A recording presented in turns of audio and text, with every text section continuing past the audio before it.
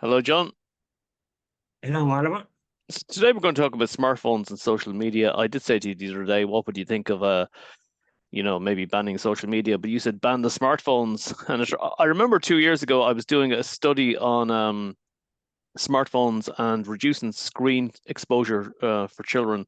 It was a project, it was an invention I was working on, and I've done a lot of research in this particular area. Okay, I have pages and pages of research. I have a little invention as well, ready to go for it. Okay, but the thing is, anyway, I just want to say what we'll cover today is anyway eyesight and sleep patterns. Okay, the carbon footprint. Okay, of YouTube and social media. I'll give you an example of YouTube, okay? So one video on YouTube will use 1,600 watts of electricity. That's the equivalent of 15 large screen TVs. That's how much these streaming services use in terms of energy. Interesting. Part of And what my, would it cost by way of electricity cost, I wonder? I have no idea. I didn't work out that part of it. But the thing about it was that that was part of my work, my research in this area was my own project. That Yeah, if you reduce screen exposure, repeated exposure to children, you can reduce the carbon footprint, the amount of electricity all these services use in terms of like data centers, data transmission and networks, the whole lot. It's enormous. The other area we're going to talk about today is addiction and the developing brain and lazy thinking. So there which we go. smartphones So do. so let's talk about smartphones and children. So you would actually be in favor of banning the smartphone altogether. Well, for children, yes, and then there'd be the question of the internet companies that provide all this information, and that young people, the company should be fined and for not making sure that the age of the and verifying that the age of whoever is looking at it should be at least 18 years of age, and even then it'd want to be it'd want to be monitored because it becomes an addiction for some people because but for young people it's a disaster because they're not growing up in an environment that they can kind of grow in their own intelligence if they're become lazy by looking at all this social media, and they're not then able to communicate in any meaningful way because they're so hooked up on this thing. And so that's what they're using for their friends and all the rest of it, and it's kind of rubbish. Yeah, the thing is, I've got 13 or 14 nieces and nephews. I kind of lost count at this stage. But the thing is, one thing I used to do with them was when they were coming in the car with me, let's suppose we were going from Dublin to Kerry, which would be a regular trip, or Dublin to Cork, or Dublin to Yeah. Galway. What I used to do with them was I used to say to them, okay, you can't use your smartphone in my car. That's the rule. Okay. And the reason I did that is because they wouldn't talk for the whole journey all the way down. Correct. And what Awful. what I found was that when I stopped them using the smartphones in the car, it meant I had 3 or 4 hours with them where they would talk about family life, and they'd be asking me then about my mother and my father, their grandparents, what was going on in their 70s and the 60s and that. And you'd get into these great conversations, and they're learning stuff from you. And it was really, really nice. Once I said that, a ban on smartphones, that's the end of it. Okay. Was the But way to do it. You were on the ball there. So we can bring that into the conversation, but I'll mention one or two other little items that because you can't grow up in that environment and develop your whatever potential you might have. mhm. If you're cramped in that way, how are you going to expand in regard to conversations with people? You see, we have the gift of that when we didn't have that experience with that sort of cardiology. But we were able to communicate, and I'm still well able to communicate with people. And even today, when we're up, we're playing a game of cards, and before that, there was quite a few around the table and that, and I'm able to communicate with them all, even though but some of them knows me from before. Mhm. And I don't be sitting there like a dummy waiting for somebody to address me. I opened me gob and the rest of them mentioned something about it. There's no central heating here. I'm frizz, so we get off to a good start. And you get stories then about Mhm. graveyards and all the rest of it. And John Malone. anyway, this is where conversation is so important. There's no point in looking at goddamn phones and these smartphones. Yeah. There's too much information in that, even for anybody, even for an adult. Yeah. You So can't be so even. so let's suppose in the case, so you ban the smartphone and you ban the social media. So then there's still a computer in the home.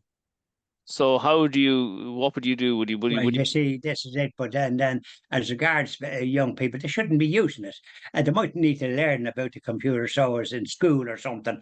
I think they're taught these things so as to be able to, in some places, they're working from home on these computers and sometimes studying, hmm especially after the COVID, and before that they're doing on the internet. So they're using the goddamn thing all the time. My cousin's children, that's what they're permanently on, and I think they'll go blind or be bewildered because they're not able to communicate.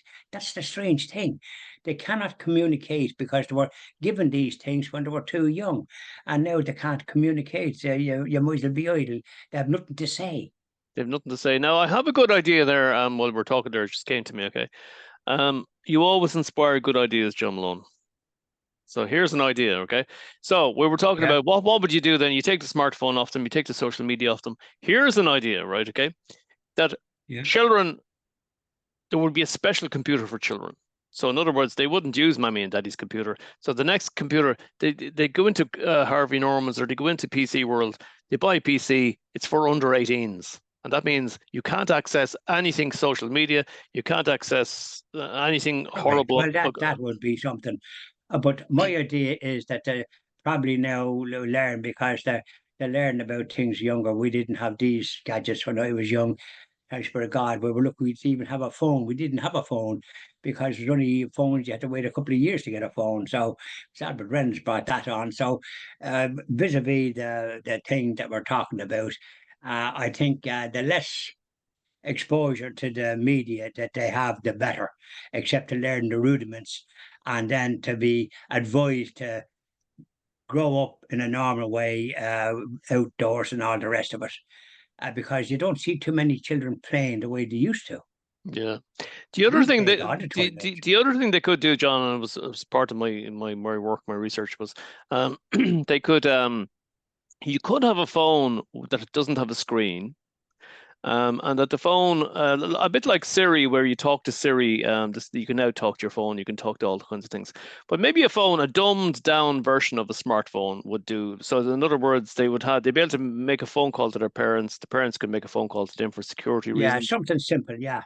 And then maybe a Yeah, phone but that we ban the goddamn thing altogether, except a very basic item that they could, if there was any delay or this, that, the other, because parents are often, because of the way things are now with all the peculiar things going on, children are not as safe as they used to be, I think.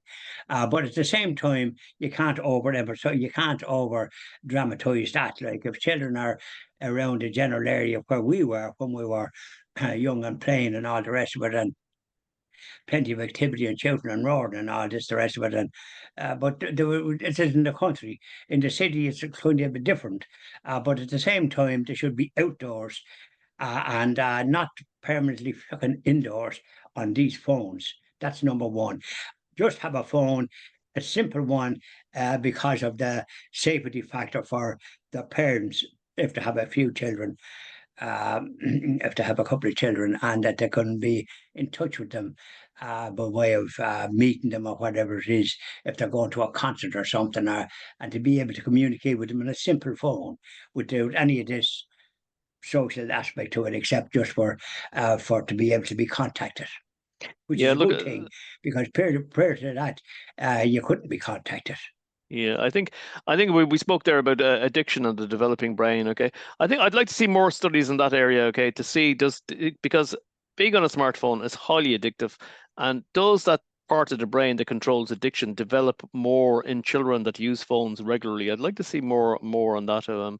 I haven't really done a lot of Yeah. Well, research in that anyway, particular area. we'll deal with that sort of thing, and just that it should be prohibited for ones under 18, and then even the ones at 18 should be advised to be very careful about how often they use it, and it shouldn't be used just for to deal whatever it is. You should be mixing with people and conversations and so on and so forth, having a coffee and stop being on phones. Sometimes you can go into a restaurant, I mentioned this, and they're all on their bloody phones, the parents and all. So rubbish. We'll carry on then, Alvar, and we get on with it. Yeah. So we're actually live, John. This video is live. We're talking away. Oh, but we did. Why were you? Is it live? Oh, I see. I thought Yeah. we were just you were rehearsing or something. No, well, if it's about that, first of all, the health minister Donnelly is doing something positive here. He's going to make it difficult for young people under 18 to have any access to this sort of nonsense that's on the social media. They're inexperienced. They want to grow up and be able to communicate and talk to people, not beyond social media, getting their brain disturbed with all this others and all the rest of it. That's no way to grow up. The first thing they should be doing is developing some spiritual life as well, of course, because without that, without a purpose, and that's a purpose, that's the main thing to have faith and to have and practice your Catholic religion, be Catholic, not be lapsed. Do what's right, and parents should be encouraged to do that for the development of the person in the overall situation. Because work can be satisfying, but it's for to put food on the table and so on and so forth. But young people need to grow up and stop being on any type of social media of any kind, phones or otherwise, and parents should be advised that it's a form of cruelty because then they're not going to develop in the normal way that we all developed as young people because we weren't subject to all these things. But there was various problems as well in society, of course, and it depends on the parents. And parents are not perfect; they're just like the rest of us. Yeah, no, nobody is perfect or anything like that, but you have to do something to develop a purpose in life by way of a spiritual awareness as well. And that means going to Holy Mass if you're a Catholic, or if you're some other religion, going to whatever it is that you're a member of, but not to be just lying about the place and having no kind of purpose because your spiritual welfare has to be taken care of. Because if you haven't got that, what have you got? That's it. Because you're born and we understand you're born in the image and likeness of God. So you've got to nourish that. That's in your DNA. And if you neglect it, which social media and all that nonsense prescribes now, I'm certain you don't have anything to do with social media, even myself. And because I wouldn't waste my time at it. There's too Yeah. many other things to be doing. I was going back in my head 100 years, 150 years ago. I was going back actually more. I was going back to around the time of the printing press. And I was thinking to myself, could you compare smartphone addiction to book addictions? You know, these bookworms. So when in the 1850s, books started becoming really prevalent all over the world, and children were grabbing books here, there, and everywhere, you know, and the book companies, of course, made loads of money, like Well, the that was a smartphone. good thing because reading books broadens the mind and which is marvelous. And one of the books most important to read is the Bible. The Catholic edition, preferably, because you get the truth in that. You get a warped idea in some of the other ones that's produced by certain other factors, because they all have their own agenda. Hmm. In the Protestant faith, there's about 30,000 or more different sects in that particular thing, but the Catholic business is not that caliber. And then you have the Orthodox, and they're fairly traditional as well. They haven't changed anything, and which is why they're thriving in the countries they're in, and they're thriving here as well, Hmm. because they have a purpose, and the families are going to it, which is good, very good. I saw it there when it was at one or two of these Orthodox meetings, and I totally encourage them, and I think they're a great thing. The Catholic Church could do it a bit more, imitating the Orthodox and doing what they're doing because their churches are packed with families and young children and all the rest of it, even little babies, and they're able to be attended to by their priests and that kind of thing. So it's a very good thing, and this is what children need. They don't need smartphones or anything like that. That is a waste of time. That is a secular agenda. And the best thing you can do is turn your back on it. And even when you're 18 or that, just don't have a phone that's just able to, you can phone somebody or send them a text or something. Don't waste your Yeah. time on a phone. There's other things to be done in life besides that. So I suppose the message today is let children be children and throw away those smartphones. Aye, and get out and play and communicate with others and grow up in a normal way. And then when they're having their meals at home, have it together. Apparently, sometimes to go this way, that way, the other way, you can't do that. And I've gone into restaurants and there might be a family there with, and they're all on phones. Well, that's a stupid way to go on. You've got to have dialogue. Anyone Very that good. I know that had been brought up in that way, they're not able to communicate, and now they're adults That's it. in their mid 20s and they haven't two words to rub together unless it's about whatever they're at. But they have no wider knowledge, you know. Lazy thinking. Thank you very much, John. Thank you very much, Oliver.